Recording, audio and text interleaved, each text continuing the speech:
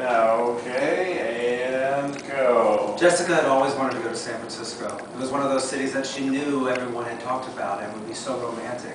She could go visiting Chinatown and ride a trolley car, but her real goal was to ride horseback along the beach, and she spotted a young man with long flowing blonde hair named Pierre. And Pierre had a rippling chest, and Jessica could hardly keep herself contained.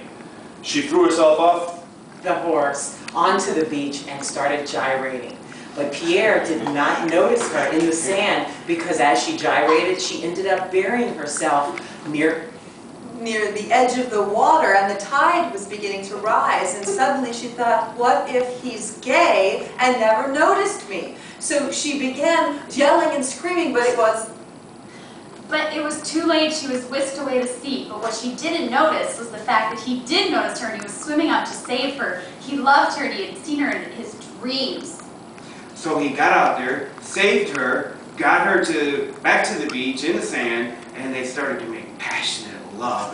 And then he took her to the hotel, the Meow. The Meow was a well-known hotel in the city for bringing unsavory characters into town. Jessica had no idea that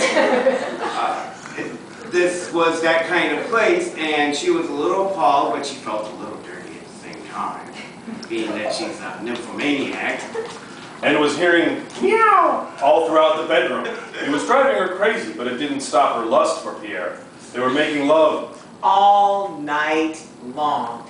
Pierre's member was always ready to please her, and she decided that as gorgeous as he was and as sexy as he was, she wanted to wander the hall. And then she found out that she couldn't leave without paying. She had no idea that she had met up with a hustler and that she was now being charged. Well, having no money on her. So she had to go to the room next door. Having no money on her. So Yes. she had to go to the room next door and realized that she needed to bend over and earn some money so she could pay Pierre. It was all a very awkward situation for her, and she wished that she had never been a part of the whole thing. However, the sand between her thighs was scratching and itching and burning, and she needed perhaps a cream to put on her thighs, and she kept hearing that meow all throughout the hallways and lobby of the hotel. She had to get out of this place.